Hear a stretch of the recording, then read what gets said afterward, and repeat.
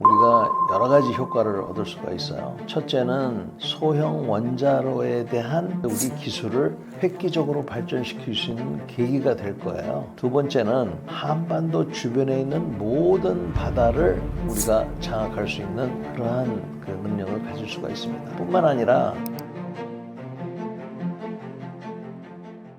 트럼프 행정부가 한국의 핵추진 잠수함 건조를 승인한 배경에는 어떤 전략적 계산이 있었나요? 지금 미국은 혼자서 전 세계를 지키는 것이 너무나 부담스럽다는 그런 결론에 도달했다고 저는 봅니다. 그래서 각 국가가 지역별로 나름대로의 그런 안보적인 책임을 다했으면 생각을 하고 있어요. 뿐만 아니라 미국이 줄일 수 있는 곳은 줄여야 되겠다 하는 그런 마음을 갖고 있습니다. 그래서 한반도 내에서도 북한에 대한 위협은 좀 더 남한의 군대가 책임져 주고 미국은 좀 더 큰 그림에서의 동북아 안정이라든지 이런 데에 집중을 하겠다 하는 게 미국의 생각이라고 간단하게 말할 수가 있습니다. 핵추진 잠수함 같은 경우에는 미국이 한국의 핵추진 잠수함을 도와줌으로 해서 한국이 좀 더 많은 동북아의 그런 활동을 통해서 대북 억제력도 확보를 하고 필요시에는 주변국들하고의 균형도 좀 더 맞출 수 있다고 판단한 것 같습니다. 그래서 한국이 핵추진 잠수함을 확보하는 것이 미국의 국익에도 도움이 되겠다고 일단을 판단한 것 같아요. 그래서 이번에 핵추진 잠수함을 갖는 것에 대해서 지원을 하겠다는 그런 결론을 내린 것으로 저는 봅니다. 핵추진 잠수함 확보가 기존 재래식 전력과 비교해 어떤 억제 효과를 가져오나요? 핵추진 잠수함은 우리가 지금 원자력 잠수함이라고도 지금 표현을 하고 있습니다만 원자력을 이용해서 잠수함을 운용하는 그런 무기체계입니다. 그래서 이러한 잠수함을 통해서 우리가 여러 가지 효과를 얻을 수가 있어요. 첫째는 이 좁은 공간, 즉 잠수함이라는 공간에 원자력 발전소를 갖다가 넣는 거나 마찬가지이기 때문에 이게 굉장한 기술입니다. 그래서 이 기술을 우리가 지난 십수년 동안 연구를 해왔어요.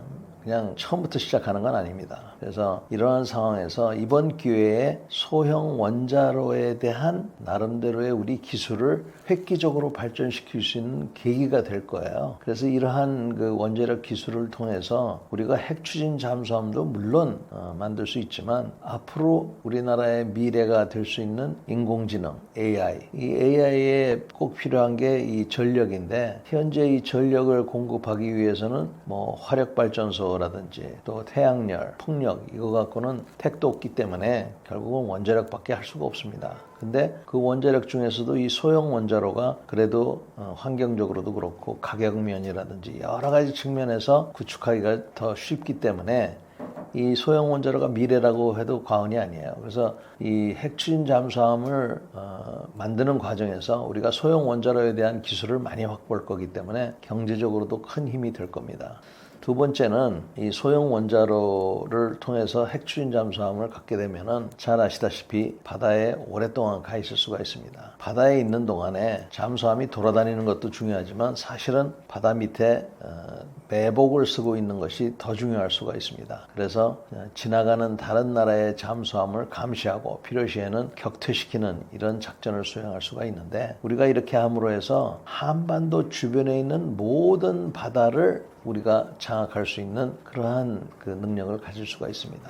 뿐만 아니라 북한이 선제 공격을 해서 우리의 많은 시설들이 공격을 받았을 때 우리가 반격할 수 있는 북한이 도저히 우리 핵추진 잠수함이 다 어디 있는지 알 수 없기 때문에 그러한 반격 능력을 또 확보한다는 그런 측면도 있어요. 그래서 상대방 잠수함을 우리가 무력화시키는 그러한 능력 또 반격 능력을 확보하는 이러한 군사적인 측면에서의 그런 유용성이 있습니다. 마지막으로는 앞으로 북극 항로가 이제 개통이 될 텐데 그 북극 항로가 개통이 되면 북극에 가깝게 가면 갈수록 그래도 얼음층이 있을 거기 때문에 얼음이 있는 상황에서는 수상함들이 활동하기 쉽지 않습니다. 그때 역시 이렇게 핵추진 잠수함이 훨씬 더 유용하게 되는 거죠. 그래서 세계 무역 또 우리나라 공급망을 위해서라도 이러한 해군의 원해 능력이 중요해지기 때문에 이럴 때에 모든 우리 핵추진 잠수함들이 유용할 거고요. 뿐만 아니라 이 소형 원자로 기술이 이제 점점 더 상용화되고 핵추진 수상함, 핵추진 무인 수중 수상함 이런 것들도 우리가 생각할 수 있어서 우리가 핵추진 잠수함을 개발하고 디자인하고 할 때에는 많은 부수적인 이득들이 파급될 것으로 저는 기대합니다. 우라늄 농축과 재처리 권한이 확보되면 실제로 핵무기 개발 가능성이 높아지는 건가요? 우리 대한민국은 아직까지 핵무기를 개발하겠다는 그런 정책을 갖고 있지 않습니다. 따라서 우리는 비확산 조약을 서명한 국가이고 그 조약을 충실히 이행을 할 거예요. 다만 이번에 핵추진 잠수함을 개발하는 과정에서 우리가 이제 핵 연료를 재처리하고 농축하고 하는 그러한 기술들을 이제 도입하게 될 겁니다. 이러한 그 농축 시설과 또 재처리 기술을 우리가 시행하다 보면 당연히 기반 시설이 구축이 되고 그 기반 시설이 평화적으로 운영이 되겠지만 만에 하나 상황이 급격하게 바뀔 경우에는 이게 무기로도 전환이 될 수가 있기 때문에 우리가 오해받을 일은 해서는 안 되고요. 또 그런 일이 일어나지 않도록 계속적으로 한반도에서 비핵화가 이루어질 수 있도록 계속적인 노력을 해야 될 겁니다. 따라서 이번에 우리가 핵추진 잠수함을 개발하고 또 나름대로 핵 잠재력을 확보하는 것은 환영할 일이지만 그럴수록 더욱더 우리의 책임이 높아진다는 사실을 명심하고 그 책임에 충실할 수 있도록 또 다른 나라들이 오해하지 않도록 더욱더 유념해야 될 거라고 생각합니다. 이러한 변화가 동북아 안보구도 특히 중국과 북한의 대응 전략에 어떤 영향을 미치게 되나요? 사실 북한이 핵추진 잠수함을 만든다고 하는데 북한이 운영하려고 하는 핵추진 잠수함은 공격형을 상정하고 있는 것으로 보입니다. 다시 말해서 거기다가 핵 무기를 탑재해서 미국을 공격하겠다는 이런 생각을 하고 있는 것 같아요. 그러면 북한도 그러한 그 능력을 유지하기 위해서는 핵추진 잠수함을 2척, 3척, 4척 이렇게 갖고 있어야 될 텐데 상당한 경제적인 부담이 될 겁니다. 이러한 그 잠수함들에 대해서 우리가 매복을 해서 북한 잠수함을 기다린다든지 아니면 추적할 수도 있고요. 그 다음에 북한 잠수함뿐만 아니라 북한의 어떤 그 수상 전력에 대해서도 우리가 상당한 능력을 확보할 수가 있습니다. 가장 중요한 것은 북한이 공격을 해왔을 경우에 많은 우리 군사 시설들이 선제 공격에 노출될 수밖에 없어요. 그러나 핵추진 잠수함 같은 경우에는 바닷속에 오랫동안 있을 수 있기 때문에 북한을 반격할 수 있는 그러한 능력을 가질 수가 있습니다. 그래서 군사적으로만 본다 하면은 북한에게 상당히 위협이 될 수 있는 그러한 능력, 즉 북한이 선제 공격을 하더라도 아군의 상당한 군사력이 살아남는다는 그러한 보장을 해주기 때문에 우리로서는 큰 의미가 있는 겁니다. 이번 조치가 단순한 기술적 진전이 아니라 한국의 핵 자율성을 상징하는 전환점이었나요? 그렇다고 볼 수가 있습니다. 그래서 핵 연료를 농축하고 또 재처리하는 이러한 과정에 있어서 그러한 기반 시설을 우리가 갖출 수 있기 때문에 이것이 소위 말하는 핵 잠재력이 될 수가 있는 것입니다. 그렇지만 우리는 비핵 확산 조약의 서명 당사자라는 사실을 해야 됩니다. 그래서 핵무기로 전환되지 않도록 또 그런 오해를 받지 않도록 철저하게 잘 자정 노력을 해야 되고 또 전 세계에 투명하게 이렇게 해야 됩니다. 앞으로 이러한 신뢰를 바탕으로 해야 우리가 핵을 활용한 평화적인 그런 이용, 앞으로 이 핵을 가지고 잠수함뿐만 아니라 우주로 나갈 때도 이러한 원자로들이 필요할 텐데 이러한 기술까지 가려면은 이번에 우리가 확보하게 되는 이런 자율성을 책임 있게 그렇게 시행할 필요가 있습니다. 그래서 많은 사람들이 오해를 할 수 있는 그런 부분이 있기 때문에 그런 오해가 생기지 않도록 더욱더 철저하고 조심스럽게 행동하고 말해야 될 거라고 봅니다. 자주 국방을 상징한다는 얘기도 많이 있는데요. 얼마나 연관이 있는지 앞으로 남은 과제는 어떤 것들이 있는지 궁금합니다. 많은 분들이 핵 추진 잠수함 또 뭐 혹시라도 우리가 나중에 핵무기를 갖게 되면 자주국방의 큰 진일보가 아니냐 이렇게 생각을 하고 있습니다. 맞는 얘기입니다. 근데 한 가지 좀 꼭 얘기하고 싶은 것은 우리가 설사 핵 추진 잠수함을 갖고 있고 또 심지어는 핵무기를 갖는다 하더라도 절대로 이것이 그 군대의 규모가 작아진 것으로 이어지지 않는다는 겁니다. 핵무기를 갖더라도 재래식 군대를 반드시 갖고 있어야 돼요. 북한만 봐도 우리가 알 수 있습니다. 북한은 핵무기를 갖고 있지만 지금 재래식 무기를 다시 현대화하겠다고 지금 소리 높이고 있습니다. 왜 그럴까요? 핵무기만 갖고는 안 된다는 겁니다. 다시 말해서 핵무기라는 거는 최후에 쓰는 수단이기 때문에 그 최후까지 가지 않게 하기 위해서 또는 그 최후로 가기 전까지의 여러 가지 그 단계에 있어서 활용할 수 있는 것은 역시 재래식 전력이다라는 겁니다. 따라서 우리가 예를 들어서 핵추진 잠수함을 갖고 핵무기를 갖는다 하더라도 우리의 재래식 군대 규모는 상당히 있어야 된다. 어떤 분들은 그런 핵무기가 있거나 핵추진 잠수함이 있으면 뭐 군대도 뭐 한 10만으로 줄여도 되지 않겠느냐 이런 생각하는데 그거는 굉장히 위험하고 잘못된 생각입니다. 그래서 그것을 우선 첫째로 유념을 해야 되고요. 두 번째는 돈이 많이 들 거라는 겁니다. 핵추진 잠수함 개발하는 데만 해도 적어도 10년이 걸릴 거고요. 돈이 대략 30에서 50조 원 정도가 필요할 겁니다. 거기다가 핵추진 잠수함 한 척에 뭐 1조 원이 될지 3조 원이 될지 모르지만 지금 우리가 얼핏 잡아 4척 정도 있으면 되겠다고 하지만 그거는 아니고요. 한 12척은 있어야 될 거예요. 그렇다면 여기에 지금 현재 우리가 쓰는 국방비의 뭐 반 이상을 쏟아부어야 운영이 될 수도 있습니다. 그래서 앞으로 국방비가 굉장히 많이 늘어날 수밖에 없는 이러한 상황이 있는데 제가 걱정하는 것은 이러한 핵 추진 잠수함 이런 것 때문에 더군다나 지금 부족한 기초 무기들이 더 관심권 밖에 있지 않을까 하는 데서 제가 걱정을 하고 있는 겁니다. 저는 핵 추진 잠수함도 중요하고 스텔스 항공기도 중요하고 최신식 전차도 중요하지만 제일 중요한 거는 군인이다. 사람이고 그 사람이 운영하는 입고 먹고 자는 이러한 기초 장비들 그리고 특히 통신 장비 이게 중요하다고 생각하는 사람이기 때문에 이런 기초적인 무기들에 대해서 등한시하지 않았으면 좋겠다는 것이 제 생각입니다. 전시작전 통제권을 넘겨받으면 우리 군이 실제 전쟁 상황에서 미군의 도움 없이 완전히 독자적으로 작전을 지휘할 수 있게 되는 건가요? 전시작전 통제권을 우리가 행사하게 되면 주한미군의 도움 없이 전쟁을 하는 것은 아닙니다. 전시작전 통제권을 우리가 행사하게 되면 우리 군에 대해서 전평시 작전 통제권을 행사하는데 그렇다 하더라도 우방국이 많으면 많을수록 우리는 유리한 것이죠. 물론 우방국이 많으면 많을수록 부담이 될 수도 있습니다만 근본적으로 어떤 도움을 받느냐에 따라서 우리에게는 큰 도움이 될 수가 있어요.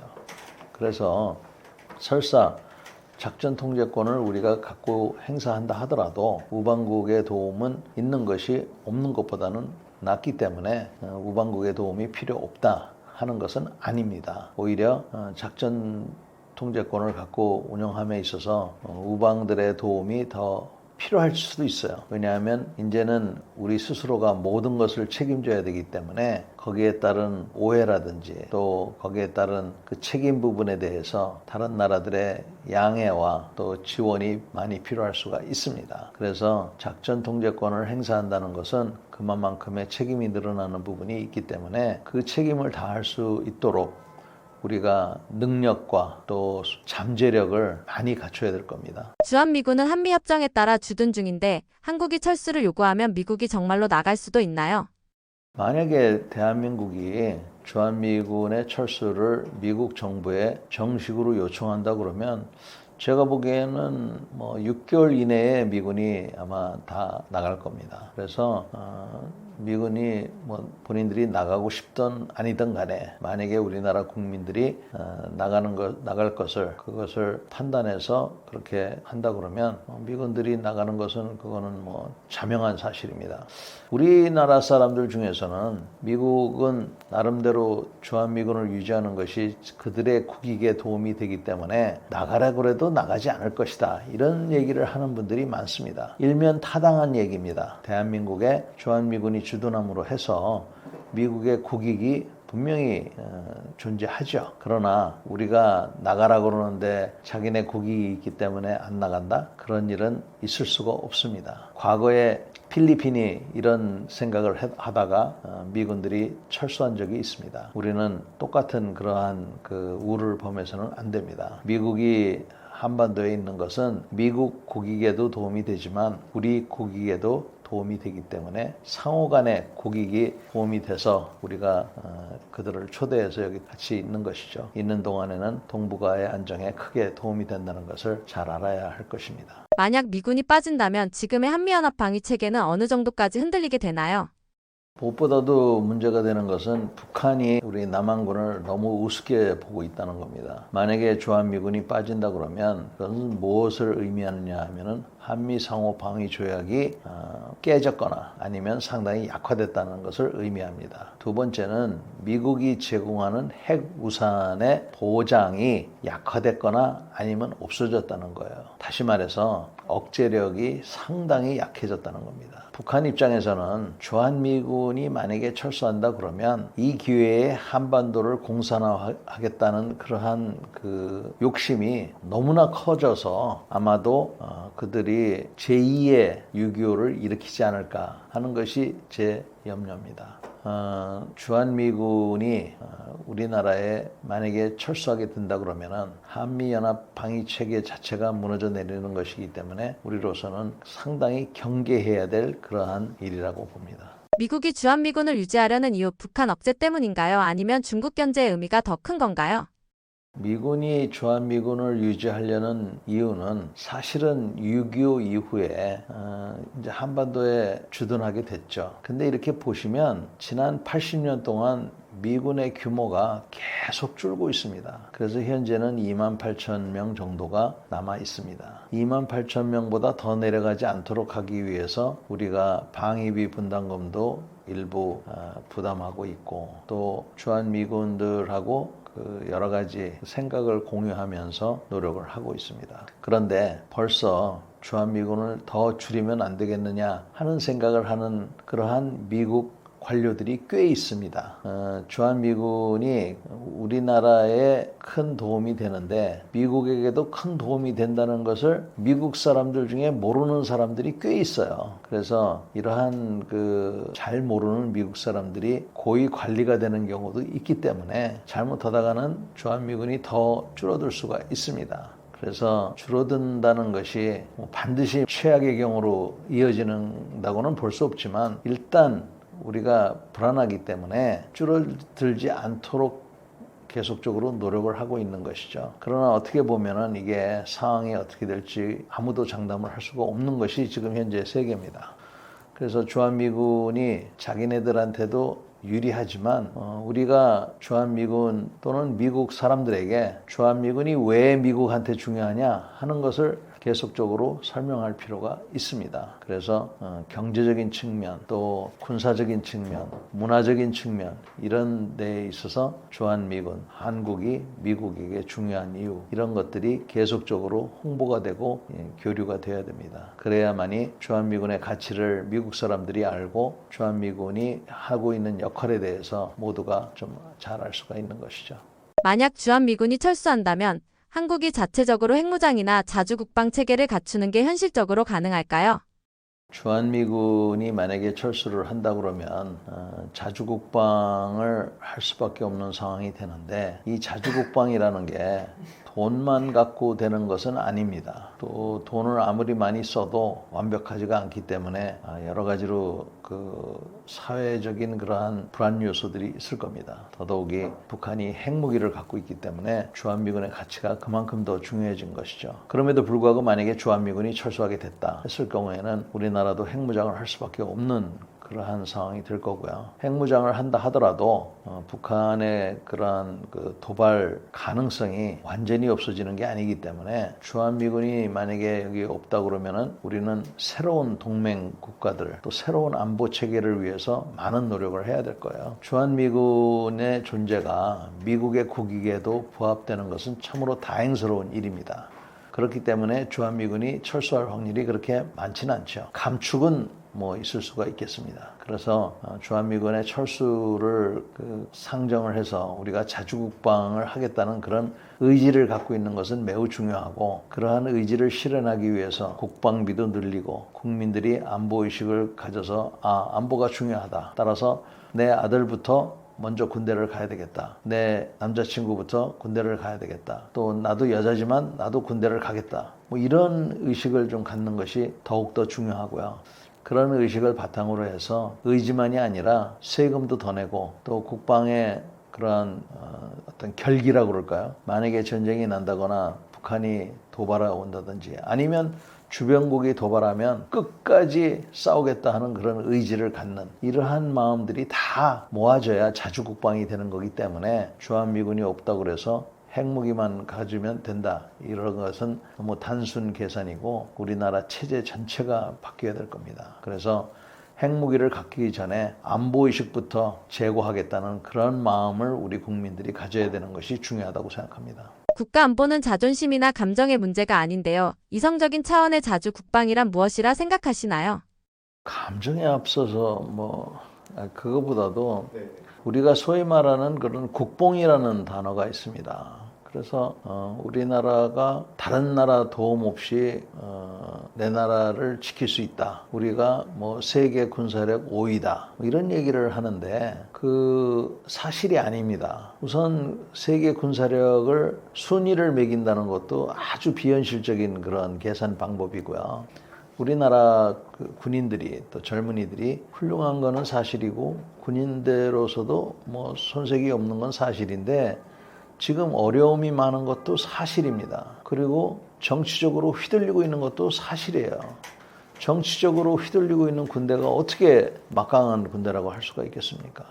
더군다나 사회 분위기가 군대는 마치 노역을 가는 것 같은 이런 인식으로 되어 있기 때문에 굉장히 참 저로서는 안타깝습니다. 군인이 된다는 것은 힘든 일이지만 명예로운 일이다. 보람 있는 일이다. 이렇게 우리가 재해석을 해서 또 그렇게 생각을 함으로 해서 자부심도 느끼고 또 국민들이 사랑을 해줘야 되는데 군복 입은 사람들에 대해서 별다른 그런 불쌍하게는 여겨도 존중해주지 않는 이런 사회 분위기 속에서 어떻게 우리가 강국이라고 할 수가 있겠어요. 그래서 군인들 스스로도 똑바로 해야 되겠지만 군인들이 좀 잘못한다 하더라도 그것을 잘 감싸서 자기 군대라는 것을 잊지 말아야 된다고 생각합니다. 군인들은 좋으나 싫으나 우리 자식이고 좋으나 싫으나 나를 지켜주는 그러한 조직인데 그들의 사기를 너무 꺾어서는 안 된다라는 게 제 생각입니다. 그래서 지금 우리가 자부심을 갖는 건 좋지만 노력도 하지 않으면서 자부심을 갖는 것은 그거야말로 정말 너무 위험한 그러한 사고방식이라고 봅니다. 여러분 안녕하십니까? 전인범 예비역 육군 중장입니다. 저는 현재 컬럼니스트, 그다음에 군사 전문가로서 여러분들에게 군사 문제, 특히 세계 문제와 한미 관계, 또 우리 국내 문제에 대해서 소개하고 있습니다.